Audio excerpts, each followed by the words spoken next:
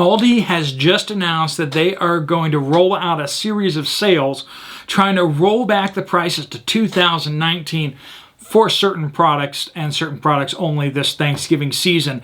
They are fighting a losing battle against inflation, folks. You need to be paying attention. We're going to get into what's going on with Aldi, what's going on with price increases across the world. We're going to give you some hard, fast numbers so you can see what it's like in Australia, in New Zealand, in the UK.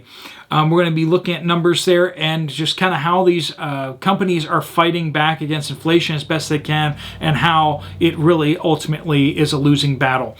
Before we get into that, I do want to pop out that this is supported by Genesis Gold Group. They support this channel, and we're going to be moving away from YouTube ads because of them. So they asked this question: do you not like how your retirement is going up and down with the markets? You're seeing that all these are tied to corporations that are deep in debt. If so, you want to talk to Jonathan over at Genesis Gold Group about what they can do for you and options to protect and diversify your retirement into silver, gold, and platinum and such. So look for the Genesis Gold Group down in the description down below if you have retirement accounts that you want to protect, and they'll be able to give you some information about what you can do. All right, so let's look at what's going on here with Aldi. They are moving their prices for these sale items, just some of these sale items, down to 2019 price levels. Walmart's doing something similar, but they're only moving back last year. Aldi is going back further into their time machine, back to 2019, right? So some of these items are actually going to be marked down 30%. But Steve, food inflation isn't that high. The U.S. government told me that it's only... Yes, the U.S. government did tell you that, and they did lie to you, because that's just a joke. If you think inflation was only like 2% or 3% back in last year or the year before that, well, I don't know why you believed them. But 30% to go back to 2019 levels.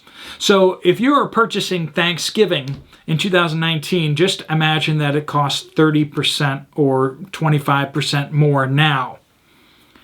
That's the situation we're in right now. We look over at Australia. In New South Wales, we just received reports that they are looking at flooding that has destroyed $100 million worth of wheat. That's a lot of wheat. The flooding there, they're saying, the advocates over there are saying that it's potential that they may have to write off the whole crop if they don't get some dry weather soon. It is the fourth biggest set of floods in Australia's history. Big floods damaging a lot of crops. Australia is looking at 32-year high inflation rate. So their food costs are at 32-year high, year-over-year kind of changes. This is hitting ordinary folks the hardest. People on fixed income, people who are in retirement, this is hitting them the hardest. What are you doing to protect yourself from these food costs? The biggest thing you can do is stock up on food. Stocking up on food gives you multiple benefits. One, oftentimes you can get at lower prices when you buy larger amounts. If you're buying just a little bit at a time, if you buy the big bag, sometimes you can get a pretty nice discount on that. If you learn how to preserve food, if you have Mylar, if you use buckets, if you freeze things, if you purchase things in bulk and then you store it properly, a lot of times you can save a lot of money. Plus, then you can wait until the next sale. Right? If you already have enough to kind of get you through this lean time, you can wait for that next sale for that item. You don't have to go out there and be like, oh, there's no sale this week, but I still need coffee creamer, or I still need milk, or I still need rice or beans or whatever. I still need meat. Well, if you have a bunch in your freezer, then you can wait until it goes on sale again next. Sometimes if you're in certain areas where you have access to local farmers, you can get access to their crops when they come in, and you can get a nice discount on that. Or potentially you can get meat and such like that. But you can't just go to a farmer and be like, I want beef. Like, can you get it to me next week? They're going to laugh at you because you need to order well ahead for that. You need to stock up, and you need to get your order in a long time in advance. That way you can get that and eat your meat, and then you can order again. Stocking up is a huge benefit, and it increases your assets. It's something that you own, tangible, you possess.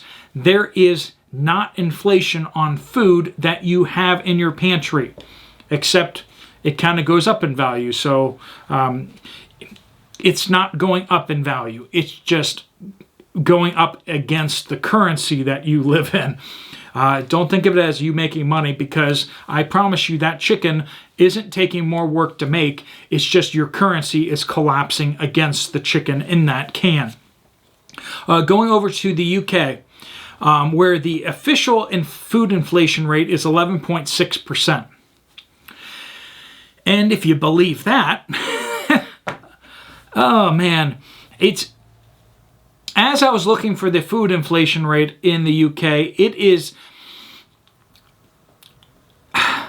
I think the propaganda is strong in the United States, but in the UK, you guys just, your government takes it to a whole new level. Since they own the BBC, and they basically own the Guardian, it's just like, so much of the news that you get in the UK is just like straight up lies, just looking you in the eyes and going, yep, this is the truth. We're going to shove it down your throat. And I really don't like going to your websites. I don't like going to your government websites. I don't like going to your government in the form of BBC websites. I don't like going to your Guardian. I'm sorry. And this is not a knock on you people in the UK. This is a knock on your government. And I've heard enough from you guys complaining about how you can't get access to any real information. I'm going to give you some real information. And you know what the ironic thing is? This is actually coming from your government. They just hid it. Wow. The Office for National Statistics from the UK. Let's hear what the actual food inflation rate is in this last year. Food at work and school is up 91%. But Steve, didn't the other government report that they actually published on all their websites and all the news agencies say 11.6%? Yes, it did. But if you dare to eat out at work or eat at your school, prices have gone up 91% in the past year. Eggs, you know, that little thing that nobody actually uses, up 30% in the past year. Poultry up 17.2% in the last year. Milk up 30%. I'm rounding a couple of these, they were like point whatever, and I just rounded up to the highest or the lowest number there. Flour up 30%. Butter up 29%. That's an 8, sorry, 28%. Vegetable fats, so this includes like cooking oils, margarine, peanut butter, up 30.5%. So naturally, if you do the math on that, the answer is 11.6% according to the government, and according to the BBC, and according to the Guardian. Why wouldn't you believe them? Even though the Office for National Statistics, when they break it down, show you that those numbers are ridiculously off. It'd be interesting to see their formula to how they get to 11.6%. They probably like, here's the numbers. Let's mix it with some political correctness, and out comes 11.6%. Friends, food prices are up dramatically in the UK, partially because the pound has crashed, partially because the food shortages around the world. Please don't listen to the lies. Listen to the hard facts of life. You go to the store, you're experiencing it firsthand. The people you're talking to who aren't listening to the news, who are listening to and observing what they're seeing in their stores with their very own eyes and saying, I don't know what they're talking about, but this is what I'm experiencing. Friends, the cost of food is going up dramatically against the pound. But don't worry, the government has a solution. Aldi is now testing out crickets for food in the UK. So even though your chicken is going up 17.2% in the last year and your milk is going up 30%, don't worry, cricket milk will be coming out shortly to alleviate that, and you won't have to pay any more than just 11.6%, according to the government, increases every year on your cricket milk. Yuck. Yuck, yuck, yuck. If you get priced out of food, then you'll eat whatever they tell you to eat. You'll eat whatever they give you. Friends, that is not called citizenship. That is not called politics. That's called slavery. On a side note there, just kind of didn't have anywhere else to put this, so I wanted to point out to the United States that orange juice stockpiles are down 43% year over year. I talked about this when I was down in Florida, hearing that the orange and citrus trees and everything like that got just knocked down by Hurricane Ian. They were devastated. The orange crop has been devastated, and they are currently drawing down significantly on the orange juice stockpiles, and they're running low. Expect those orange juice prices and just citrus prices in general to continue to skyrocket here in the United States. And that's also going to impact worldwide citrus prices as well, as the United States is a major exporter of citrus.